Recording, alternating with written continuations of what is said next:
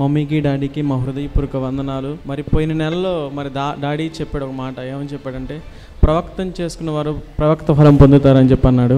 ఆ డాడీ చెప్పినట్లేనే నేను విశ్వసించి ఆలోచిస్తూ ఉన్నా, ఏంటి ప్రభువా అని అనుకున్నాను. అలానే డాడీ చెప్పిన విధంగానే మరి నేను ఎప్పటి నుండో నేను ఒక గృహం కొనుక్కోవాలని చెప్పి ఆశతో ఎదురు చూస్తున్నాను. కానీ అది దూరంగా ఉండాలి ప్రభువా, నాకు ప్రేయర్ చేసుకోవడానికి కానీ దేనికైనా నాకు అనుకూలంగా ఉండాలి ప్రభువా అని ఎంతో ఆశగా ఎదురు చూశాను.